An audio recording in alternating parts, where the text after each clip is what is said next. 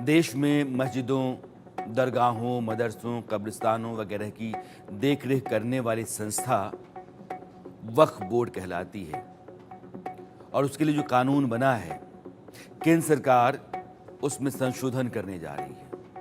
इस सिलसिले में उसने संसद में विधेयक पेश कर दिया है और विपक्ष के विरोध के कारण उसको जेपीसी में भेजा गया है, यानी कि ज्वाइंट पार्लियामेंट्री कमेटी बनी नहीं है, कमेटी बनेगी। लेकिन आज यह जो संशोधन विधेयक है, इस पर चर्चा बहुत ज़रूरी है। देश के सामने इसके हर एक पेचो खम को रखना ज़रूरी है और यह आपको जानना ज़रूरी है कि इसमें क्या है जो एक दायरे से बाहर है, बेलगाम है, और क्या है जो किया जाना बहुत ज़रूरी है। देश के अलग अलग राज्यों में और केंद्र शासित प्रदेशों में कुल मिलाकर के 30 वक्फ बोर्ड हैं और वे जिस कानून से चलते हैं उसे हम वक्फ एक्ट कहते हैं। जब देश आज़ाद हुआ तो प्रधानमंत्री नेहरू के शासनकाल में वक्फ की संपत्ति और उसके रखरखाव के लिए वक्फ एक्ट 1954 बना। इस कानून में नरसिंह राव सरकार ने 1995 में और मनमोहन सिंह की सरकार ने 2013 में कुछ अहम बदलाव किए, संशोधन किए। इन बदलावों ने वक्फ बोर्ड को बेहिसाब अधिकार दिए और वहां के विवाद को देश की अदालतों में चैलेंज करने का रास्ता बंद कर दिया। अब नरेंद्र मोदी सरकार मोटे तौर पर उन्हीं बदलावों की वापसी और नए प्रावधानों के साथ विधेयक लेकर के आई है, जिसे वक्फ एक्ट संशोधन विधेयक कहा जा रहा है। जेपीसी में इसको भेजा गया है। इस विधेयक पर विपक्ष एक पैर पर खड़ा है, चाहे कांग्रेस हो या डीएमके, एनसीपी या समाजवादी पार्टी, बीएसपी हो या फिर एआईएडीएमके, सब ने आसमान सिर पर उठा रखा है। उनके बयान से ऐसा लगता है कि सरकार ने मुसलमानों के हितों पर कारपेट बॉम्बिंग की है। आप ये बयान सुनिए। Waqf properties, sir, are not public properties. By removing waqf by user, this government wants to take over dargah, masjid and waqf properties. Sir, government कह रहे हैं कि हम महिलाओं को दे रहे हैं। मुझे यकीन है कि आप बिल्किस बानो को और ज़किया जाफरी को मेंबर बनाएंगे, मुझे यकीन है। मैं आपसे जानना चाह रहा हूं सर कि ये जो आप बिल ला रहे हैं, आप देश को बांटने का काम कर रहे हैं, जोड़ने का काम नहीं कर रहे हैं। आप दुश्मन हैं मुसलमानों के, उसका सबूत ये बिल है। Thank you sir. जब लोकतांत्रिक तरीके से चुने जाने की पहले से प्रक्रिया है तो उसको नॉमिनेट क्यों किया जा रहा है? वहीं जहां अन्य धार्मिक जो मसले हैं, बॉडीज हैं, उनमें कोई गैर बरादरी का नहीं आता है। मान लीजिए वक्फ बोर्ड में गैर मुस्लिम को शामिल करने का औचित्य क्या बनता है?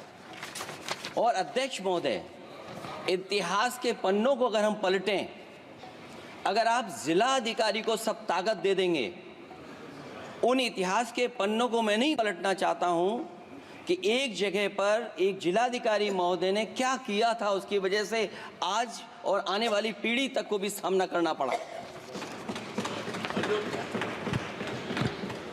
अध्यक्ष महोदय, मैं नाम नहीं लेना चाहता हूं। और अध्यक्ष महोदय, सच्चाई ये है कि भाजपा अपने हताश, निराश, आप तो उस कानून चंद कट्टर समर्थकों के तुष्टीकरण के लिए ये बिल लाने का काम कर रही है।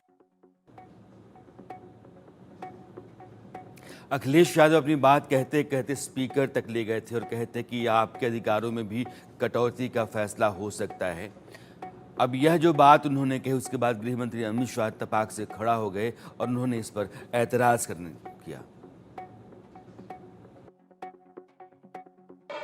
अध्यक्ष के अधिकार अखिलेश जी सिर्फ विपक्ष के नहीं है, पूरे सदन के हैं।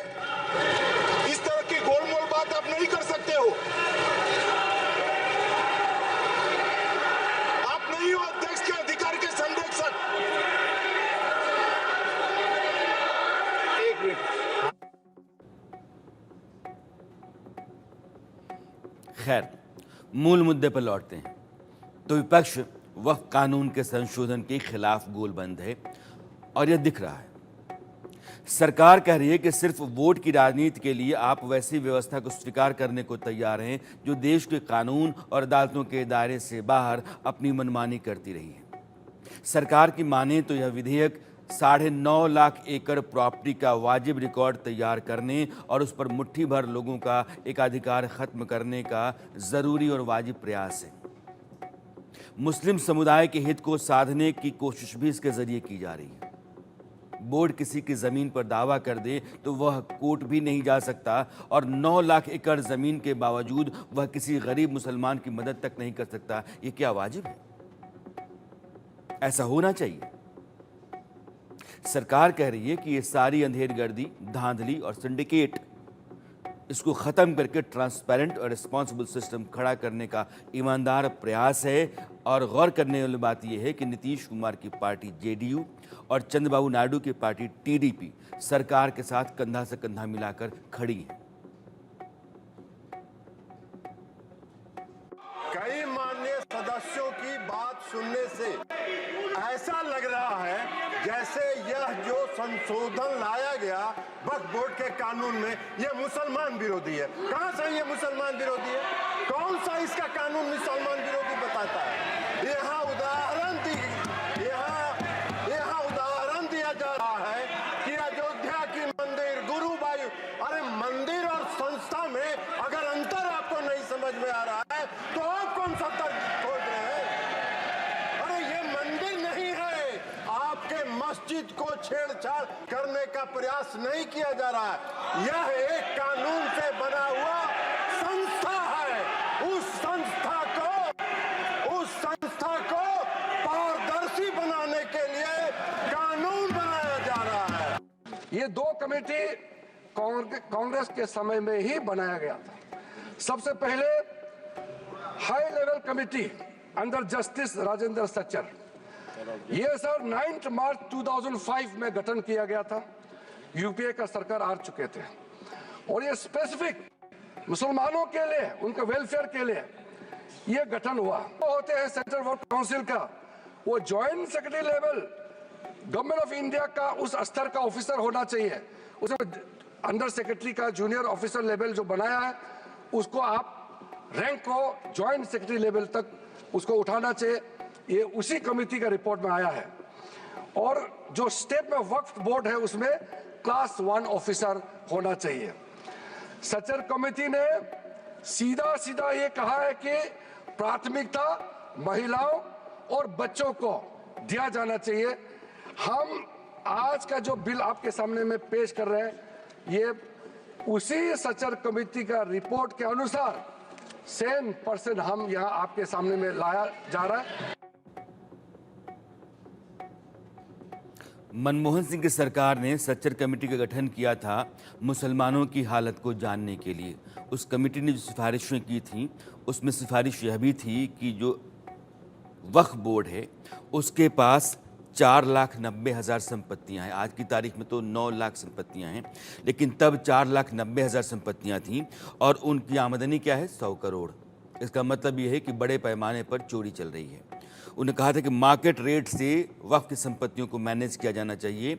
जो वक्फ बोर्ड है उसमें रिप्रेजेंटेशन ठीक नहीं है, उसमें महिलाओं की नुमाइंदगी ज़रूरी है। कम से कम 2 महिलाएं वक्फ बोर्ड में होनी चाहिए। और जो मौजूदा प्रावधान है, जो नया संशोधन विधेयक है, उसमें महिलाओं की नुमाइंदगी बोर्ड में और सेंट्रल गवर्नमेंट के पास जो बॉडी होती है वक्फ काउंसिल, उसमें दी जा रही है। मगर विरोध ये है कि ये मुसलमान विरोधी है, इसलिए वो जेपीसी में जाना चाहिए।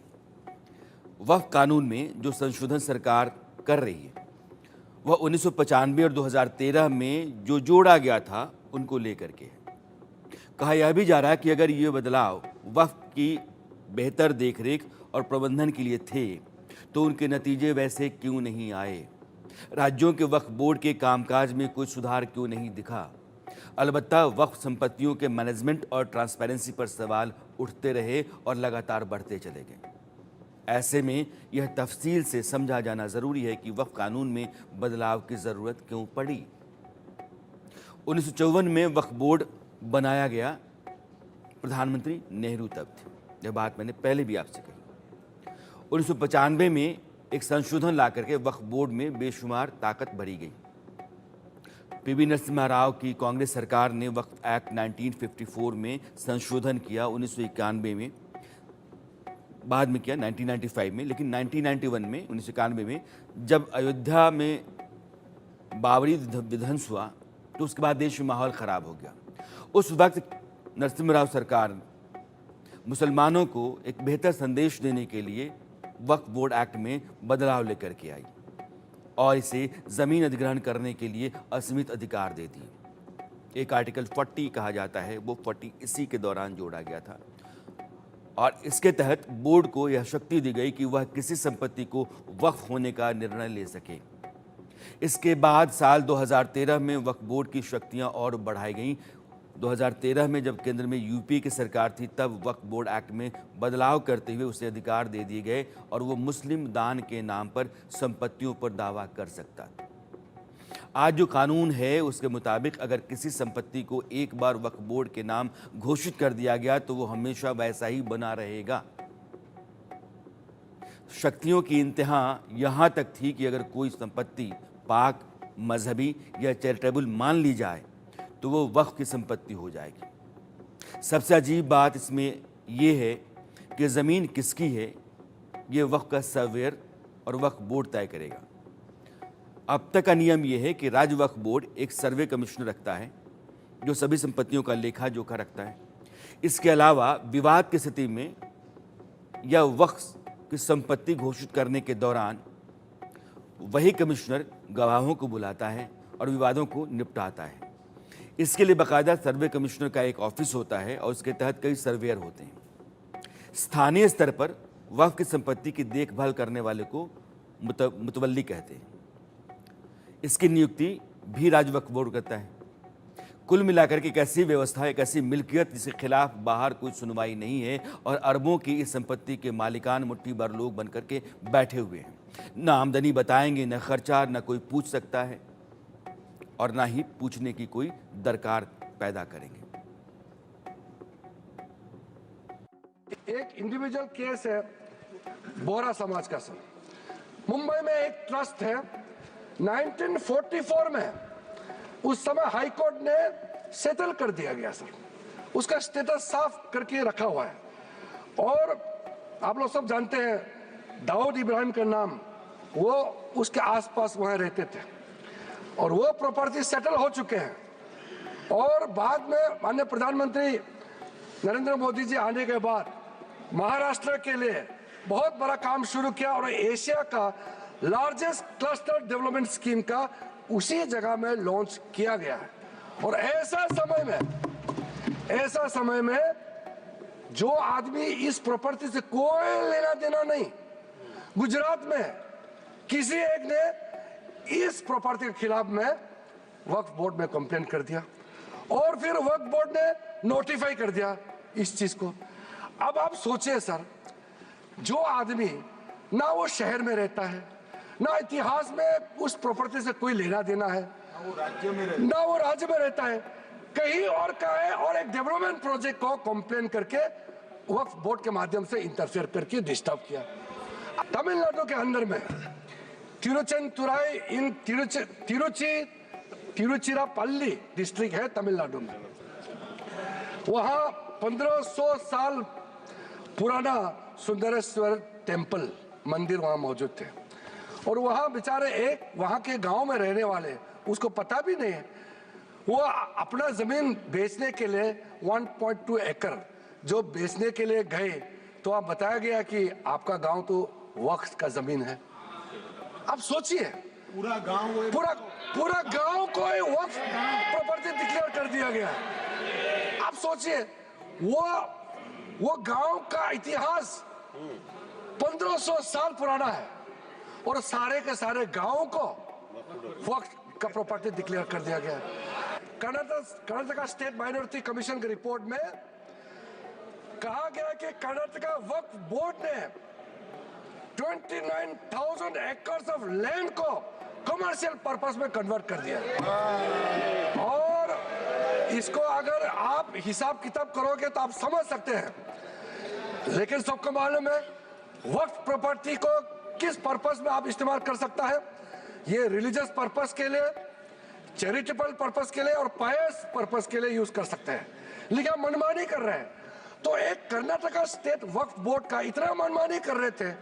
डॉक्टर बारिये बुशरा फातिमा का केस, ये लखनऊ का है अखिलेश जी, ये चिंता नहीं करो। और ये शायद आप मुख्यमंत्री थे तो उस समय ये आपको किसी ने बताया नहीं क्या? बेचारे वो महिला अपने बच्चे के साथ में किस मुश्किल हालात में जी रहे हैं, किस मुश्किल हालात में जी रहे हैं। लेकिन अगर हम वक्फ बोर्ड का जो अभी सिस्टम है, अगर अमेंडमेंट नहीं किया गया तो जो प्रॉपर्टी इनका पिताजी जो अगर गुजर जाएंगे तो ये सारा प्रॉपर्टी उसको और उसको बच्चे को नहीं मिलेंगे। किरण रिजिजू ने दो बातें कही। तमिलनाडु में तिरुचिरापल्ली का एक गांव का आदमी 1.25 एकड़ ज़मीन अपनी लिखवाने जाता है, यानी कि वो किसी और के नाम करने जाता है, तो पता चलता है कि गांव की पूरी ज़मीन जो है ना वक्फ की हो गई है, क्योंकि वहाँ का जो वक्फ बोर्ड होगा उसने कह दिया कि ये सारी संपत्ति जो है वो हमारी है। और अब आपको ये साबित करना है कि नहीं, ये मेरे बाप की है, दादा की है, परदादा की है, सारे कागजात आपको अब डालने हैं। और कहाँ डालने हैं? बोर्ड में। बोर्ड की बात अगर नहीं आप मानते हैं तो आप कहाँ जाएंगे? ट्रिब्यूनल में। ट्रिब्यूनल किसका है? उसी बोर्ड का है। किसी अदालत में देश के आप नहीं जा सकते। और दूसरी बात उन्होंने कही कि 2012 में अल्पसंख्यक आयोग, 2012 का मतलब नरसिम्हा मनमोहन सिंह सरकार, और उस समय अल्पसंख्यक आयोग ने कहा था कि यह जो वक्फ बोर्ड है ये ज़मीनों का कमर्शियल यूज़ कर रहा है, उस मोड में कन्वर्ट करता चला जा रहा है, यानी कि एक अलग तरह की धांधली चल रही है। अब सवाल ये है कि जो वक्फ कानून अभी तक चल रहे हैं, 2013 में, 1995 में जो बदलाव हुए वो, और सरकार जो विधेयक लेकर के आई है वो, दोनों अगर आमने सामने रखते हैं तो क्या बदलाव हैं, यह समझने के लिए मैं अपने दो मेहमानों को जोड़ना चाहता हूँ। अश्विनी दुबे, आप सुप्रीम कोर्ट के वकील हैं, और कैलाश वासुदेव जी, आप भी देश के जाने माने सुप्रीम कोर्ट के वकील हैं। आप दोनों का बहुत बहुत स्वागत है। कैलाश जी, एक राय ये बनाई जा रही है कि दरअसल सरकार मुसलमानों की नकेल कसने के लिए उनके अधिकारों पर हमला कर रही है, और उनकी जो स्वतंत्रता है, जो धार्मिक स्वतंत्रता संविधान के भीतर अधिकार है, उस पर भी यह कुठाराघात है।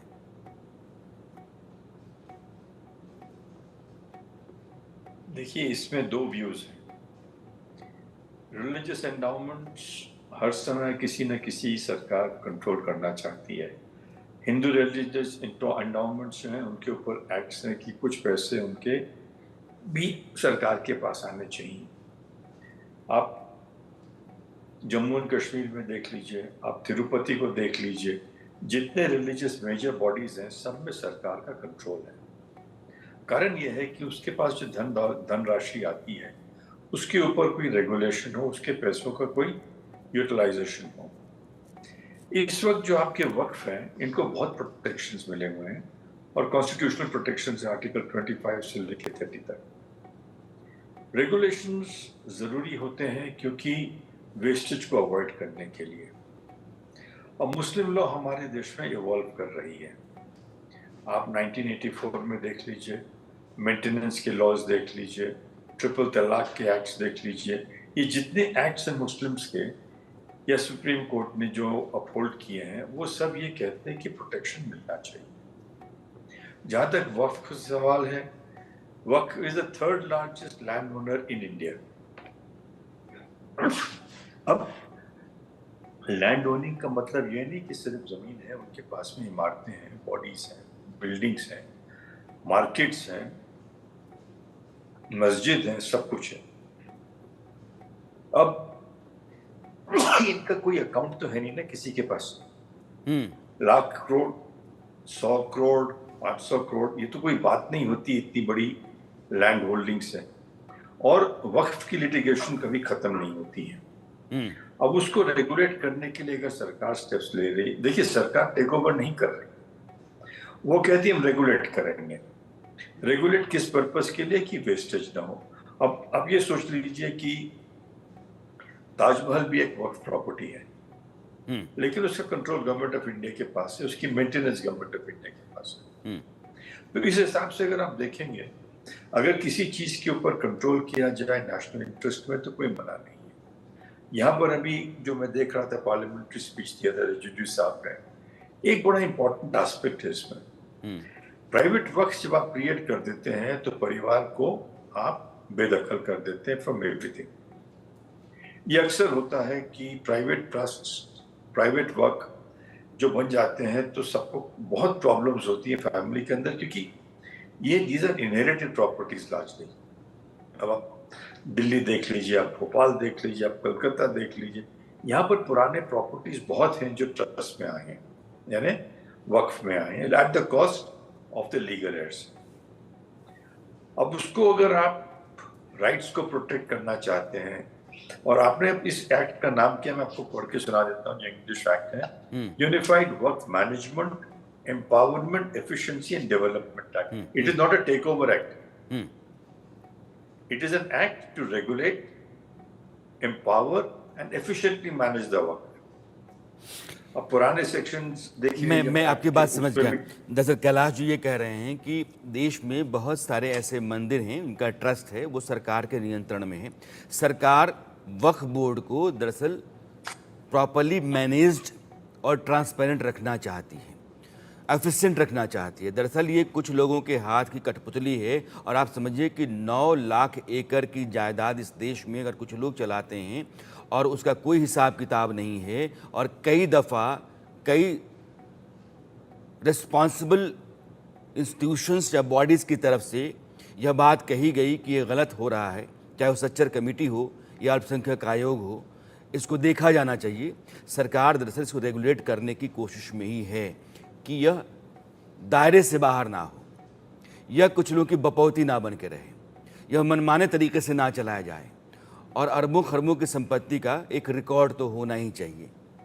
अश्विनी दुबे, ये जो ट्रांसपेरेंसी है, जो नया कानून है, उसमें ऐसा क्या क्या है जो ट्रस्ट को या वक्फ बोर्ड को ज़्यादा अकाउंटेबल, ट्रांसपेरेंट और एफिशिएंट बना रहा है?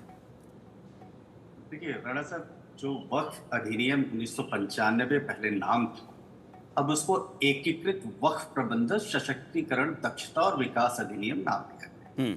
44 इसमें संशोधन है, और उसका बेसिक जो ऑब्जेक्ट है इस संशोधन का, वो उन संपत्तियों का प्रबंध और संचालन करना है। कैसे? जब 1954 में वक्फ एक्ट आया तो उस समय वक्फ की संपत्ति और उसके रखरखाव के लिए वक्फ एक्ट की संरचना हुई। कोई भी ऐसी चल या अचल संपत्ति वक्फ की हो सकती जिसमें इस्लाम धर्म को मानने वाला कोई भी व्यक्ति धार्मिक कार्यों के लिए दान करे। अब 1995 में जो संशोधन हुआ उसमें वक्फ बोर्ड को असीमित शक्तियां दी, और कानून क्या है, अभी का जो एग्जिस्टिंग कानून है, यदि वक्फ बोर्ड किसी संपत्ति पर अपना दावा कर दे तो उसे उसकी संपत्ति माना जाएगा। और राणा साहब, यह दावा गलत है तो उस संपत्ति के मालिक को इसे सिद्ध करना होगा। अब 2013 में देखिए एक और इंटरेस्टिंग फैक्ट, फिर इसमें संशोधन किए गए, यानी वक्फ बोर्ड और वक्फ की संपत्तियों में एक अग्रीव्ड पर्सन की जो डिफिनीशन डाल दी गई। अब आप ऐसे, ये देश में 3 तरह के कोर्ट्स हैं। अगर हम इंडियन कॉन्स्टिट्यूशन कहता है यूनियन जुडिशियरी, भारत के संविधान के अनुच्छेद 124 से 146 तक। दूसरा हाई कोर्ट्स जो 214 से 231 तक के अनुच्छेद में व्यवस्था है। तीसरा सबऑर्डिनेट कोर्ट जो 233 से 237 तक व्यवस्था है। यानी अगर किसी सिविल डिस्प्यूट में, प्रॉपर्टी डिस्प्यूट में डिस्प्यूट होता है और वो वक्फ की प्रॉपर्टी नहीं है तो आप सिविल कोर्ट जा सकते हैं, लेकिन अगर वो वक्फ की संपत्ति हो गई तो इन कोर्ट्स की जो संरचना है वो संरचना के बियॉन्ड वक्फ ट्रिब्यूनल या वक्फ बोर्ड जो बना है वहां आपको जाना होगा। और जब आप वहां जाएंगे तो कौन होगा? मुस्लिम एमएलए, मुस्लिम एमपी, मुस्लिम आईएएस ऑफिसर, मुस्लिम टाउन प्लानर, मुस्लिम एडवोकेट, मुस्लिम स्कॉलर, मुतवल्लीज, और जो पब्लिक एक्सचेकर से पैसा ले रहे हैं और पब्लिक से एक्सचेकर से ले रहे हैं और गवर्नमेंट के लिए अकाउंटेबल नहीं। अब आप ये बताइए, वक्फ की संरचना की बात करें तो भारत के संविधान में इसका जिक्र नहीं, एक जगह जिक्र मिलता है, एंट्री 10, एंट्री 28, लिस्ट 3, शेड्यूल 7, लेकिन वो फिर कहता है कि जनरल न्यूट्रल, रिलीजन न्यूट्रल होना चाहिए, लेकिन ये रिलीजन न्यूट्रल नहीं है। तो अब जब इतनी अकूत दौलत, यानी स्वतंत्र भारत में जमींदारी खत्म हो गई पर एक मजहबी जमींदार पैदा हो गया, और वो उनका सिर्फ कार्य एक है, वह तुष्टीकरण और संपत्ति हड़पने का माध्यम। आपने एग्जाम्पल दिया, कर्नाटक का एग्जाम्पल दिया, तमिलनाडु का 1500 गांव का 1500 साल पुराने गांव का, जिसको कि पार्लियामेंट में parliamentary affairs minister minority affairs Kiren Rijiju ji ने रेज किया। और एक बात, वक्फ के रूप में दर्ज संपत्ति को रिकवर करने के लिए लिमिटेशन एक्ट के तहत कोई कार्यवाही नहीं की जा सकती है, यानी इसकी जो धारा 107 है वो लिमिटेशन एक्ट की छूट है। तो आप ये बताइए कि एक देश में जहां religion neutral, gender neutral law होना चाहिए, और अगर हम उसी तरह से कहें तो जो फॉलोअर्स हैं Buddhism, Jainism, Hinduism, Sikhism, Judaism, Bahaism, Zoroastrian, Christianity, इन सब के जो लोग हैं उनके लिए तो ऐसी कोई व्यवस्था नहीं है। ऐसी कोई व्यवस्था नहीं है। ये देश के लोगों को जानना चाहिए। मेरे दोनों मेहमान कह रहे हैं कि एक मजहबी ज़मींदार आपने वक्फ बोर्ड के नाम पर पैदा कर दिया, और वो आज की तारीख में रेलवे और डिफेंस, इन दोनों के बाद तीसरा सबसे बड़ा ज़मींदार है इस देश का। 9 लाख एकड़ ज़मीन है वक्फ बोर्ड के पास देश के भीतर। मैं आपको थोड़ा सा अपने मेहमानों से सवाल करने से पहले एक ब्यौरा देना चाहता हूँ कि सहायता जायदाद जो है, संपत्ति वक्फ बोर्ड के पास कैसी है, कितनी है। पूरे देश में 3,56,047 एसेट्स हैं जो आप जायदाद कहते हैं। 8 लाख एकड़ में उसकी ज़मीन फैली है। 8,72,324 से ज़्यादा अचल संपत्तियां हैं। चल संपत्तियों की जो तादाद है वो 16,000 है। और इस बीच में मेरे साथ बीजेपी के कद्दावर नेता, पूर्व केंद्रीय मंत्री स्मृति ईरानी जी जुड़ गई हैं। स्मृति जी, आपका बहुत बहुत स्वागत है। चूँकि अब ये जेपीसी में संशोधन विधेयक गया है, लेकिन सवाल ये है कि आपका विपक्ष कहता है कि सरकार दरअसल मुस्लिम हितों पर कुठाराघात कर रही है। वो पूरे वक्त को अपने कब्जे में रखना चाहती है, नियंत्रण में रखना चाहती है।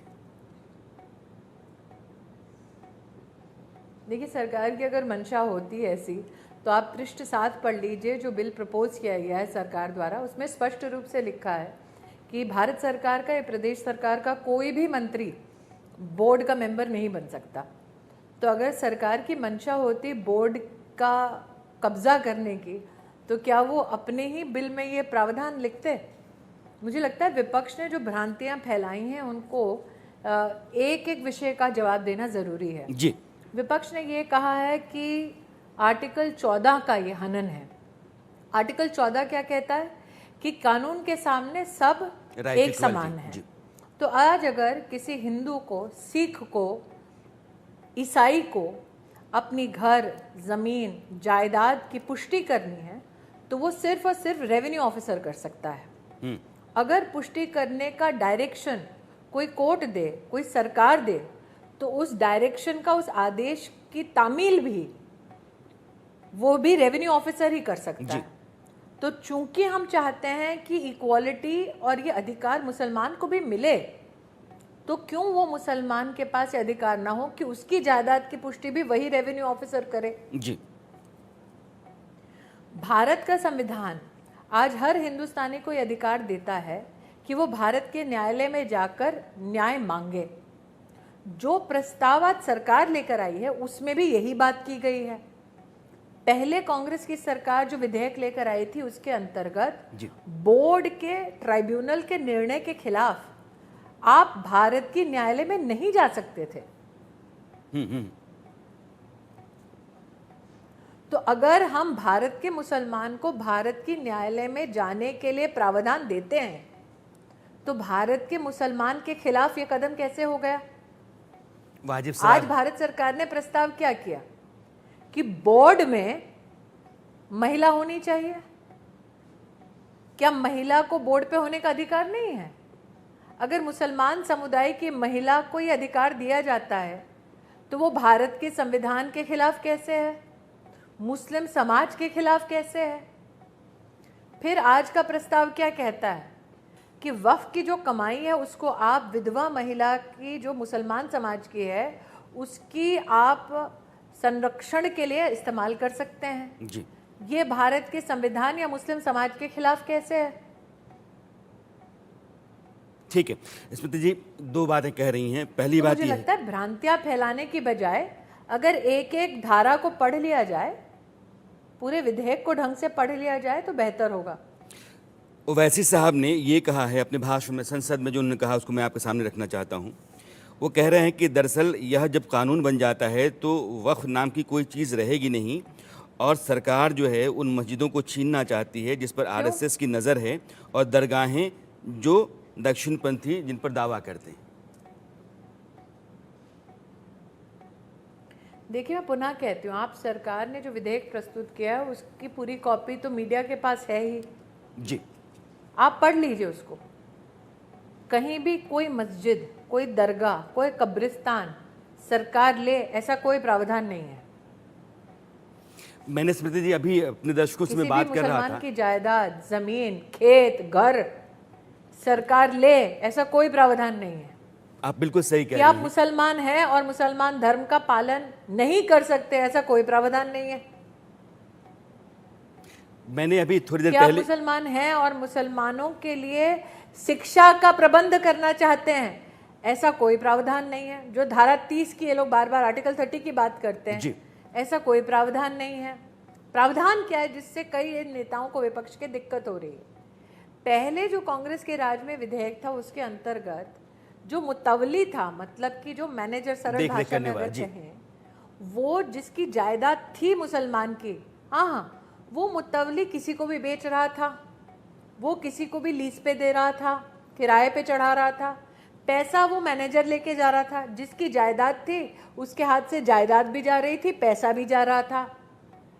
कई पत्रकारों ने इस बात का कहीं ना कहीं खुलासा किया कि जब मुतवली इस प्रकार की धांधली कर रहा था तो बार बार मुतवली खुद पत्रकारों से कह रहा था, जी बोर्ड का एक मेंबर मेरे साथ है, कागज मेरे दुरुस्त हो जाएंगे, आप चिंता ना करें।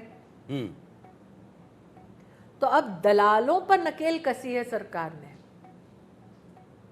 और मुस्लिम जो गरीब है, जो महिला है, जो बच्चे जो दर बदर की ठोकरें खा रहे हैं, उनके अधिकारों का संरक्षण किया है। जी, सरकार दरअसल ये कह रही है कि एक ऐसी व्यवस्था हम लाने जा रहे हैं जो अकाउंटेबल हो, ट्रांसपेरेंट हो और मुस्लिम समाज का वो तबका जो दबा हुआ है, कुचला हुआ है, उसके हक वहाँ तय किए जाएं, ना कि मुट्ठी भर लोगों के पास ये 9 लाख एकड़ की ज़मीन जायदाद हो और वो मनमाने तरीके से चलाएं। देखिए, एक और चीज़ जी, पहले तो 9 लाख है कि नहीं, आप कैसे बताएंगे?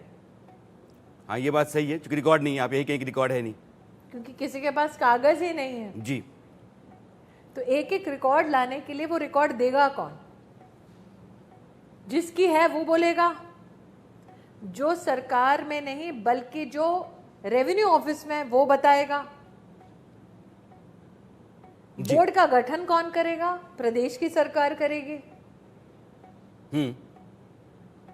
तो क्या विपक्ष को प्रदेश की सरकारों पर भी भरोसा नहीं है? क्योंकि प्रदेश की सरकारों में तो उनकी भी कई सरकारें हैं। मैं तो स्मृति जी आपसे एक सवाल ये पूछना चाहता हूं कि जो सच्चर कमेटी बनी वो मनमोहन सिंह सरकार ने बनाई थी, सच्चर कमेटी की रिपोर्ट में पढ़ रहा था, वो कमेटी कहती है कि जो इस तरह के बोर्ड्स हैं उनमें रिप्रेजेंटेशन सही नहीं है, वक्फ बोर्ड जो होते हैं रिप्रेजेंटेशन सही नहीं है और 2 महिलाओं का रिप्रेजेंटेशन तो होना ही चाहिए। आपका विधेयक भी इसी तरह का प्रतिनिधित्व देता है, लेकिन अखिलेश यादव कहते हैं कि ऐसा कौन सा बोर्ड आप बनाने जा रहे हैं जिसमें आप गैर मुस्लिम लोगों को भी एंट्री दे रहे हैं? गैर मुस्लिम कौन है साहब? जो प्रस्तावित हैं जज है, हाई कोर्ट के या सुप्रीम कोर्ट के। तो अब क्या अखिलेश जी जज की नियत पे तब संदेह करेंगे अगर वो मुसलमान ना हो? नॉन मुस्लिम कौन है जो प्रस्तावित है? Member of parliament. आज विपक्ष में जितने भी सांसद बोले, क्या वो सब मुसलमान थे? नहीं। बार काउंसिल का मेंबर होगा, क्या अखिलेश जी को बार काउंसिल के मेंबर्स पर भरोसा नहीं है? और कौन होगा बोर्ड में? शिया होंगे, सुन्नी होंगे, अहमदिया होंगे, आगा खानी होंगे, बोरा होंगे। और गैर मुस्लिम कौन हो सकता है? सिख भी हो सकता है, ईसाई भी हो सकता है, पारसी भी हो सकता है, बौद्ध भी हो सकता है, जैन भी हो सकता है। तो क्या विपक्ष को इनमें से किसी पे भरोसा नहीं है? एक सवाल और है, चूंकि अखिलेश जी की बात का आप जवाब दे रही थी, उन्होंने जिला कलेक्टर के पास जो अधिकार इस विधेयक के जरिए जा रहा है, तो जो सर्वे कमिश्नर पहले होता था ट्राइब्यूनल के भीतर, उसके पास सर्वेयर हुआ करते थे, वो कहता था कि संपत्ति है भैया, ये आप लिटिगेशन है, आप आइए, हमने कह दिया ये वक्त संपत्ति है, और वही तय करता था। अब जिला कलेक्टर करेगा। वो कहते हैं कि जिला कलेक्टर के हाथ में अगर आपने अधिकार दे दिए तो कुछ वैसा होगा जैसे सर्वे पहले हुआ था। कमिश्नर साहब, सर्वे कमिश्नर सर्वे कर सकता है, अधिकार नहीं दे सकता। यही क्लैरिटी मैं आपके जरिए चाहता हूं दर्शकों के लिए। अधिकार की ये जमीन आपकी है, इसलिए कह रही हूं कि कलेक्टर ही बता सकता है, रेवेन्यू ऑफिसर ही बता सकता है कि जमीन आपकी है या नहीं, रेवेन्यू रिकॉर्ड्स देखने के बाद। सर्वे कमिश्नर रिकॉर्ड देख भी ले तो भी कुछ नहीं कर सकता, वो सिर्फ और सिर्फ सर्वे कर सकता है। और 2013 का जो कांग्रेस का विधेयक था उसमें ये कहा था तब की सरकार ने कि 1 साल में सबका सर्वे हो जाएगा, सबका सर्वे नहीं हुआ। नहीं हुआ। जितने भी मुस्लिम समाज के लोगों से मैं स्वयं मंत्री के नाते मिली थी, सबने कहा मैडम अगर मुझे जाके अगर अपील भी करनी है कहीं तो कहेंगे पहले ये बताओ कलेक्टर ने क्या कहा, तुम्हारी जमीन है कि नहीं है। तो नाक ऐसे पकड़ने की बजाय वो नाक पकड़ना ही नहीं चाहते या घुमाकर भी नहीं पकड़ना चाहते। अब अखिलेश जी स्वयं एक सम्मानित मुख्यमंत्री रह चुके हैं जी। क्या मुख्यमंत्री के उनके कार्यकाल का अनुभव ये कहता है कि रेवेन्यू ऑफिसर नहीं कर सकता सर्टिफाई और सर्वे कमिश्नर कर सकता है? ऐसा तो हो नहीं सकता। तो जिसका जो काम है वो न्याय संगत वो काम करे, यही तो भारत सरकार कह रही है। आप बताइए साहब, पहले की सरकार ने कांग्रेस के विधेयक में क्या था कि मान लीजिए, माफी चाहती हूँ आपका उदाहरण दे रही हूँ क्योंकि अभी पर्सनली उदाहरण दे सकते हैं और मेरे पास कोई उपाय नहीं है। मैं अगर आपके घर में घुस के ये कह दूं कि आपका घर वक्फ है तो वक्फ बन जाता था और बोर्ड उसको प्रमाणित कर देती थी कि ठीक है, बोल दिया कि वक्फ है। क्यों? क्योंकि मैं आपके घर में घुस पाई और अगर मैंने आपके घर में मेरे हिसाब से कोई ऐसा काम किया, मैंने नमाज अता की या कुछ भी किया, आपकी ज़मीन आपका घर सब मेरा, बोर्ड का। क्या ये न्याय संगत है? जिसे कहते हैं वक्फ बाय यूज़र। मैं आज आपसे दिल्ली से बात कर रही हूँ जी। यहाँ करोल बाग, पहाड़गंज, चांदनी चौक से तो मैं 2004 में प्रत्याशी रह चुकी हूँ। उन्होंने कहा पूरी की पूरी चांदनी चौक वक्फ की ज़मीन है। फिर किसी ने कहा पूरा का पूरा तमिलनाडु का एक पूरा गांव वक्फ की ज़मीन है। जी। क्यों? क्योंकि एक ज़माने में किसी मुगलिया सल्तनत, हाँ, म्यूनसिपैलिटी की पूरी बिल्डिंग, क्यों? किसी ज़माने में मुगलिया सल्तनत के किसी सेनापति ने वहाँ पे तंबू गाड़ा था।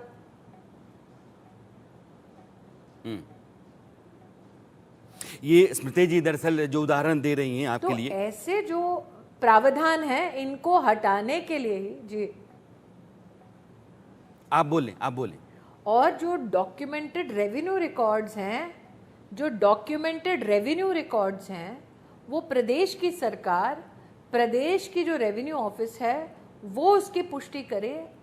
ये अधिकारों को साफ तौर पर एक सदन में रखने का आज प्रयास सरकार ने किया। ये कैसे गलत हो सकता है? ये अधिकार हिंदू का भी है, पारसी का भी है, ईसाई का भी है, मुसलमान का क्यों ना हो?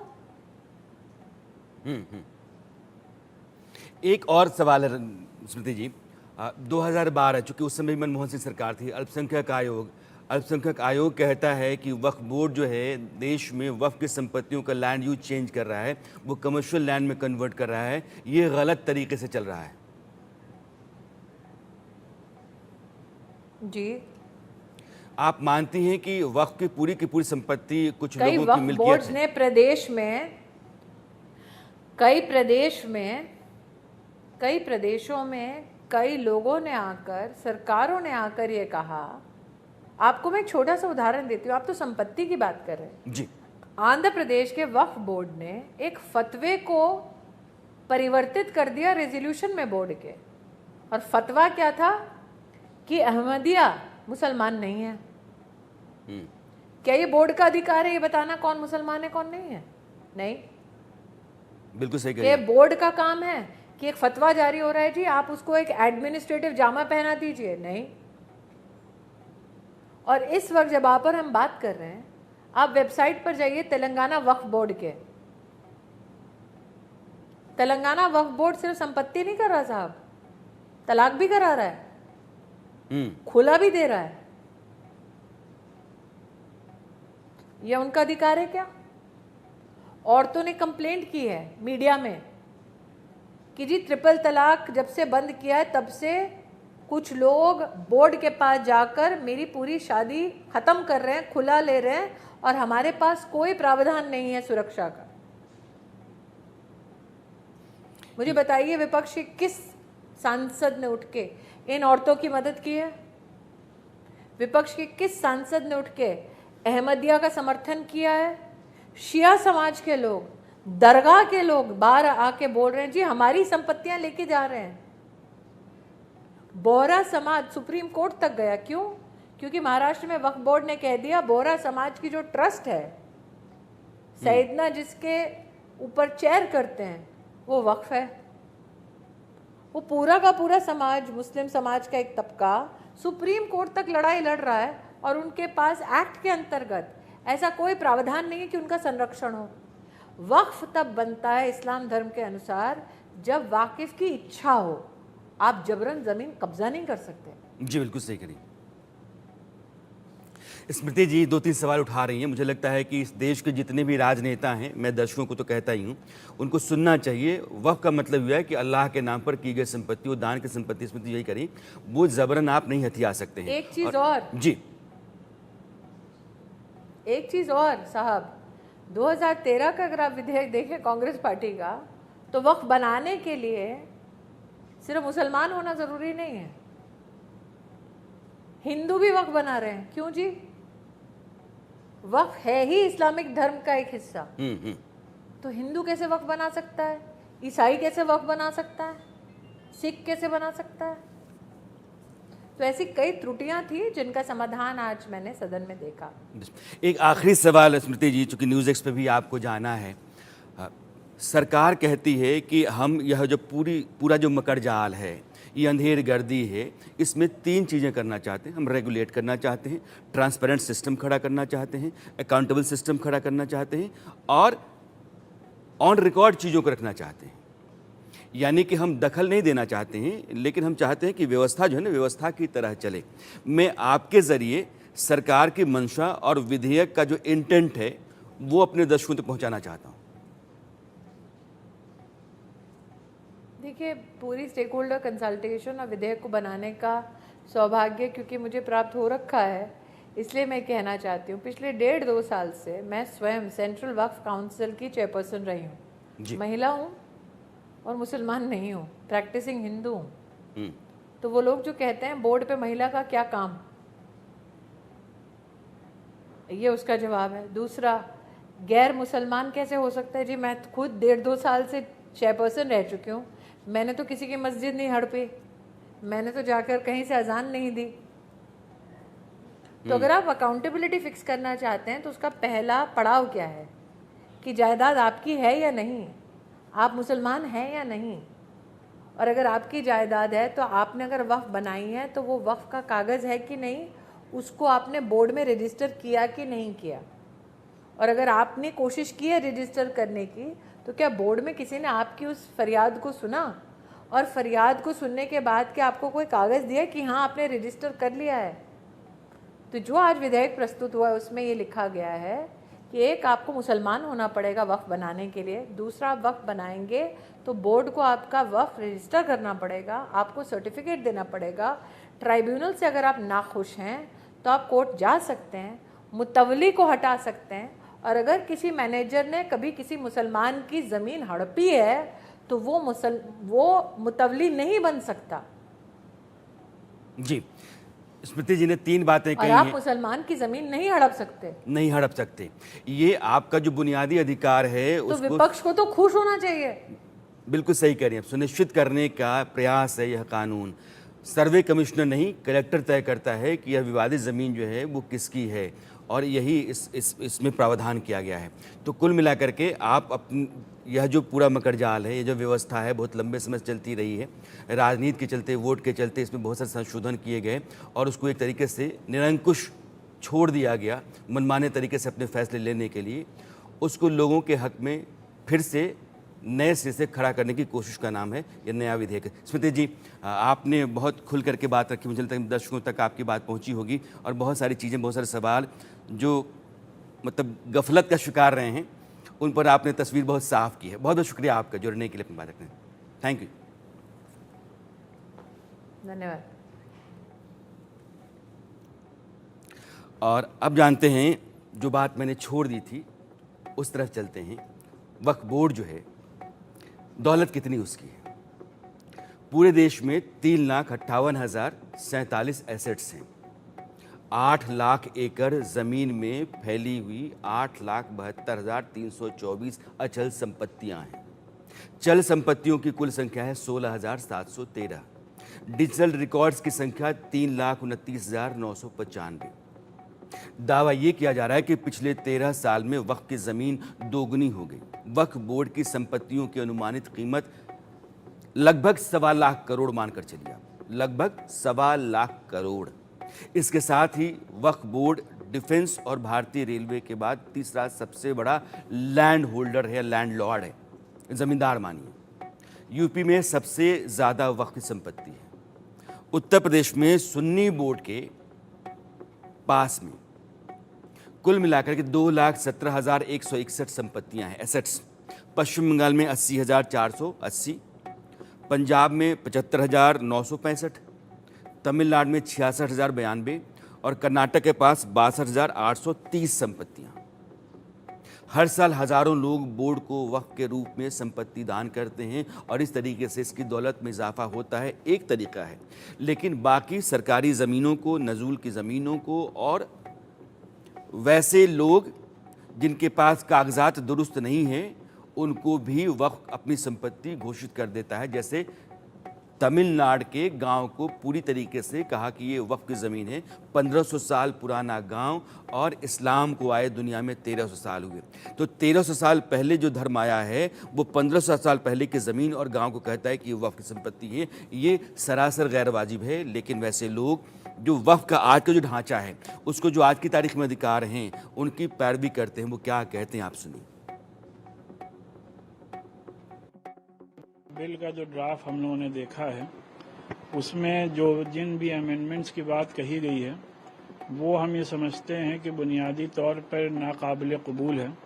क्योंकि सबको अपने जहनों में बात रखनी चाहिए कि वक्फ एक पूरी तरीके से इस्लामी मामला है, जो कि अपने इस्लामी कवानीन के ज़रिए से उसके मैनेजमेंट को करने का हमें पूरा कॉन्स्टिट्यूशनल हक़ और इख्तियार हासिल है। वक्फ की प्रॉपर्टी हमारे बुजुर्गों ने अपनी पर्सनल प्रॉपर्टी को सवाब की नीयत से अल्लाह की राह में वक्फ किया है, जिसमें कि अराउंड 80% मस्जिदें हैं और कब्रिस्तान हैं, दरगाहें हैं। और मुल्क के कॉन्स्टिट्यूशन के आर्टिकल 26 ने हर शहरी को यह हक दिया है कि अपने कस्टम, अपने ट्रेडिशन और अपने पर्सनल लॉज के अकॉर्डिंगली अपने मजहबी प्रॉपर्टीज़ को मैनेज कर सकते हैं। तो लिहाजा जो भी वक्फ एक्ट 1995 बना, उसके बाद उसमें जो अमेंडमेंट 2013 हुए, वो मोर देन इनफ हैं for the proper management, security, safety and development of Waqf properties. दलीलें इसलिए दी जाती हैं कि आप जो कहना चाहते हैं उसको बचा पाएं। लेकिन जनता के हक में, देश के हक में, समाज के हक में ज़रूरी क्या है, बेहतर क्या है, यह तय करना सरकारों का काम है। कानून इसी के लिए बनाए जाते हैं। वक्फ का मतलब होता है अल्लाह के नाम, यानी कि ऐसी ज़मीनें, जायदाद, संपत्ति, कुछ भी किसी व्यक्ति या संस्था के नाम नहीं है, अल्लाह के नाम है। हाँ, उसकी देख रेख का जिम्मा जिसको देते हैं वक्फ बोर्ड है। उसका एक सर्वे कमिश्नर होता है, उसके तहत बहुत सारे सर्वेयर होते हैं और यही लोग कहते हैं कि यह संपत्ति वक्फ की है या नहीं है। और वहाँ एक बड़ी साठगांठ चलती है जिसका जिक्र अभी स्मृति ईरानी कर भी रही थी। ये तय करने के 3 तरीके होते हैं कि वक्फ का संपत्ति की जायदाद वो है भी कि नहीं है। अगर किसी ने अपनी संपत्ति वक्फ के नाम कर दी, अगर कोई मुसलमान या मुस्लिम संस्था ज़मीन का लंबे समय से इस्तेमाल कर रहा है, या फिर सर्वे में ज़मीन का वक्फ की संपत्ति होना साबित हुआ। वक्फ बोर्ड मुस्लिम समाज की ज़मीनों पर नियंत्रण रखने के लिए बनाया गया, लेकिन मस्जिदें हैं, मज़ारें हैं, मदरसे हैं, दूसरी सारी मार्केट्स हैं, ज़मीनें हैं, वो सब वक्फ के तहत हैं। इन ज़मीनों के बेजा इस्तेमाल को रोकने और गैर कानूनी तरीके से बेचने पर पाबंदी की खातिर यह नया संशोधन विधेयक लाया गया है। और विपक्ष कहता है कि नहीं, यह तो देश के मुसलमानों के ऊपर करारा प्रहार है, उनके हितों को हड़पने की कोशिश है। इसलिए सरकार ने कहा कि नहीं, जेपीसी में भेजते हैं, ज्वाइंट पार्लियामेंट्री कमेटी इस पर बैठेगी, तय करेगी, हम लाएंगे। लेकिन इंटेंट सरकार का साफ है। तो ये जो स्थिति है वो इस विधेयक को लेकर के आज की तारीख में है। और जैसे हमारे मेहमान अभी कह रहे थे कि देश में जो मुस्लिम कानून है वो इवॉल्व हो रहे हैं। ट्रिपल तलाक को हमने ख़त्म किया है, मेंटेनेंस कॉम्पनसेशन के मामले पर कोर्ट का फैसला आया है, और अब वक्फ बोर्ड को लेकर के सरकार नए कानून बनाने जा रही ताकि ये ज़्यादा ट्रांसपेरेंट और अकाउंटेबल हो सके। आज की तारीख में जेपीसी के पास संशोधन विधेयक है, लेकिन इस पर चर्चा और इसकी सारी समझदारी आपके पास होना ज़रूरी है।